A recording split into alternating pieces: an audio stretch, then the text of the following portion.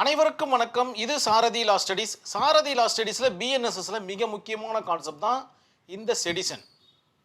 அரசுக்கு எதிரான துரோகம் அப்படி இல்லைன்னா தேச துரோகம், ரெண்டுத்தில் ஏதாச்சும் ஒரு கொஸ்டினில் உங்களுக்கு கேட்பாங்க.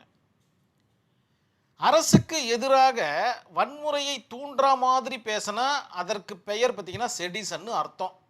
செக்ஷன் 152 ஆஃப் பிஎன்எஸ்எஸ் டிஃபைன் பண்ணி சொல்லுது. அது பார்த்தீங்கன்னா மிக இருக்கிறதுலே மிக உயரிய குற்றமாக பார்க்கப்படுகிறது. ஒரு சில நேரங்களில் தூக்கு தண்டனை கூட கொடுக்கறதுக்கு வாய்ப்பு இருக்குது. நம்மளுடைய சாரதி லா ஸ்டடீஸில் ஒரு வாட்ஸ்அப் குரூப் ஒன்று ரன் ஆகிட்டு இருக்கு. இதில் இணையணும்னு ஆசைப்பட்டீங்கன்னா இந்த நம்பருக்கு உங்களுடைய பெயர் மற்றும் ஊரை எனக்கு வாட்ஸ்அப் பண்ணுங்கள். உங்களை நான் குழுவில் இணைச்சிடுறேன். உங்களுடைய சந்தேகங்களை தீர்க்கும் வண்ணமாகவும் நேரடி பயிற்சி வகுப்புகளுக்கும் இது உதவிகரமாக இருக்கும்னு நான் நம்புகிறேன். வாட் இஸ் செடிசன் கேள்விப்பட்டிருப்பீங்க. இந்த ஒரு 3 லைனை படிக்கும்போது உங்களுக்கு அற்புதமாக புரிய வரும் நம்புகிறேன். செடிசன் என்பது நாட்டின் ஆட்சிக்கு எதிராக, நாட்டில் ஏதோ ஒரு ஆட்சி நடக்குது, அது கவர்மெண்ட் ஆட்சியானா இருக்கட்டும் அல்லது இராணுவ ஆட்சி எது வேணாலும் இருக்கட்டும், அதற்கு எதிராக ஆப்போசிட்டாக பேசுறது, வெறுப்பு காண்பிக்கிறது, அவமதிப்பு பேச்சு, இறையாண்மைக்கு எதிரான நடவடிக்கை. ஒரு நாட்டுக்கும் ஒரு இறையாண்மை இருக்குது, சாவரின் ஃபங்க்ஷன் சொல்லுவாங்க. அதற்கு அகைன்ஸ்டாக நடந்தால் கண்டிப்பாக அந்த நாடு நல்லபடியான நாடாக இருக்காது. எல்லா மக்களும் பார்த்திங்கன்னா அந்த சாவரின் ஃபங்க்ஷனை மதித்து நடந்தால் மட்டும்தான் அந்த நாடு சொர்க்க பூமியாக இருக்கும். இல்லைன்னா சொர்க்க பூமியாக இருக்காது. நிறைய போர்லாம் நடக்குதுன்னா இதுதான் காரணமாகவும் இருக்கும். மேலும் வார்த்தைகள், எழுத்துக்கள், சின்னங்கள் மூலம் மக்களை தூண்டும் செயல், மக்களை கிளர்ச்சிக்கு உண்டாக்குற செயல். ஏய் வாங்கடா, எதனா ஒரு பிரச்சனை, சண்டை போடுவோம், சண்டை போட்டு இது பண்ணுவோம். இப்போ ஆப்கானிஸ்தானில் நடந்தது பார்த்தீங்களா, ஒரு பெரிய கலவரம். நேபாளில் நடந்தது பாருங்க, நேபாளில் நடந்தது இல்லையா, ஒரு பெரிய கலவரம் நடந்தது பாருங்க. இதெல்லாம் எதனால் வருதுன்னா அந்த செடிசன் அப்படின்ற கான்செப்டால் வருது தான். அது நல்லதா கெட்டதான்றது அந்தந்த நாட்டுக்குள்ளே போனால் தான் நமக்கு தெரிய வரும். ஆனால் செடிசன்னா எப்படி இருக்கும்னா அப்படி தான் இருக்கும். ஒரு கிளர்ச்சியை தூண்டி விட்டுட்டாங்கன்னா போதும், நாடே பற்றிக்கிட்டு எரியும். நம்மளுடைய சென்னையில் நடந்த அந்த ஜல்லிக்கட்டு கான்செப்டும் இந்த மாதிரியான விஷயம் தான். அதாவது மக்கள் எல்லாம் ஒரு மாதிரி ஒன்று கூடிட்டாங்கன்னாவே அந்த இடத்துல ஆட்டோமேட்டிக்காக கிளர்ச்சி உண்டாயிடும். கவர்மெண்ட்டால் எதுவும் பண்ண முடியாத சூழல் ஏற்படும். 1,00,000 பேர் ஒன்று கூடிட்டாங்கன்னா ஒன்றும் பண்ண முடியாது. அரசாங்கத்தால், போலீஸாலையும் ஒன்றும் பண்ண முடியாது, யாராலையும் ஒன்றும் பண்ண முடியாது. ஏன்னா அவர்கள் எல்லாம் சேர்ந்தது தான் அரசாங்கம் என்றதை நினைவில் வச்சுக்கணும். இதுதான் கான்செப்ட். இதுதான் அரசாங்கத்திற்கு எதிராக செய்யும் துரோகம். இப்போ நான் சொல்கிற கான்செப்ட்லாம் துரோகமா இல்லையான்றது பேச்சுக்கு கிடையாது. ஒரு எக்ஸாம்பிளுக்கு தான் நான் சொன்னேன். நான் இந்த மாதிரிலாம் நடக்கும். ஒரு செடிசன் அப்படின்ற ஒரு கான்செப்ட் வந்ததுன்னா இந்த மாதிரியான ஒரு நிகழ்வுகள் நடக்கும்ன்றதுக்காக சொன்னேன். நல்லது கெட்டதை தூக்கி தூரம் வச்சிருங்க, அதில் நம்ம கிரிட்டிசம் பண்ண தேவையில்லை. இந்திய அரசியலமைப்பு சட்டத்தால் உருவாக்கப்பட்ட அரசுக்கு, நல்லா புரிஞ்சுக்கணும், இது வரைக்கும் தனி லைன்.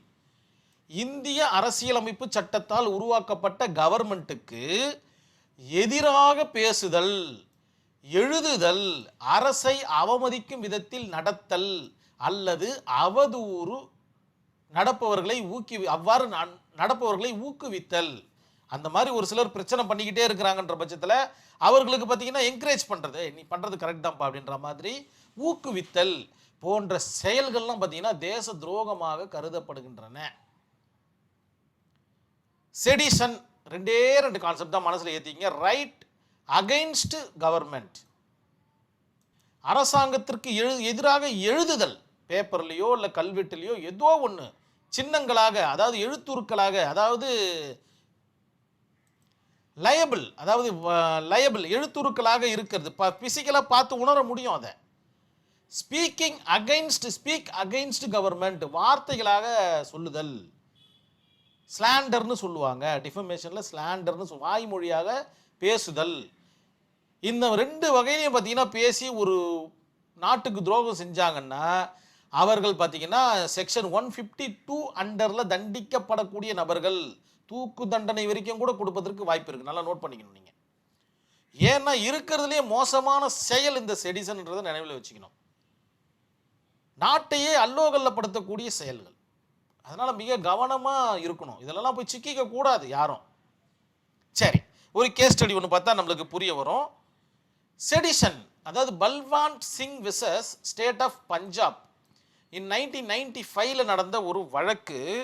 இன் 1984 இந்திய பிரதமர் பார்த்தீங்கன்னா இந்திரா காந்தி அவர்கள் படுகொலை செய்யப்பட்ட சில மணி நேரங்களுக்கு பிறகு, அவர் படுகொலை செய்யப்படுகிறார், யாரோ ஒருவர் சுட்டு கொள்கிறார். சுட்டு கொன்ற சில மணி நேரங்களுக்கு பிறகு பல்வான் சிங் அப்படின்ற ஒரு நபர், கவர்மெண்ட் ஆஃபீஸர், இவர் என்ன பண்ணுறாருன்னா, அவர் கூட பார்த்தீங்கன்னா புபீண்டர் சிங், BHUPINDER, புபீண்டர் சிங் அப்படின்றவரை கூப்பிட்டுக்கிட்டு ரோட்டில் நின்றுக்குன்னு சில சொற்றொடர்களை சொல்கிறாரு. ஸ்லோகன் சொல்லுவாங்க, ஒரு வார்த்தைகளை, வேர்ட்ஸை யூஸ் பண்ணுறாரு. என்னன்னு பார்த்தீங்கன்னா, காலிஸ்தான் ஜிந்தாபாத் அப்படின்ற ஒரு வார்த்தையும், ராஜ் கரேங்கா கால்சா அப்படின்ற ஒரு வார்த்தையும் சொல்கிறாரு அந்த இடத்துல. இது அகைன்ஸ்டு இந்திய இறையாண்மை, இந்திய சாவரின் ஃபங்க்ஷன். அவங்க இறந்துட்டு இருக்காங்க. இறந்துட்டு இருக்கிற நேரத்தில் இவர் வந்து பார்த்தீங்கன்னா காலிஸ்தான் ஜிந்தாபாத் அப்படின்னு சொன்னால் யாருக்கு தான் கோபம் வராது?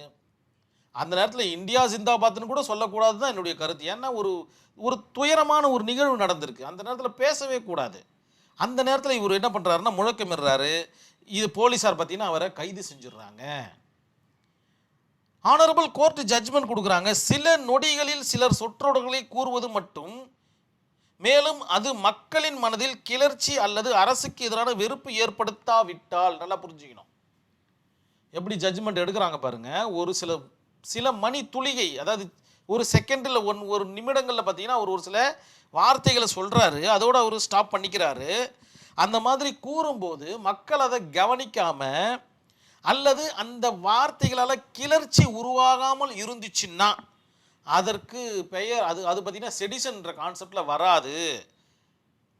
ஏன்னா மக்கள் பார்த்தீங்கன்னா அதன் பிறகு அவர் சொன்னதுக்கப்புறம் அமைதியாக தான் நிற்கிறாங்க அப்படின்ற மாதிரி சொல்லி அவரை விடுவிக்கிறாங்க.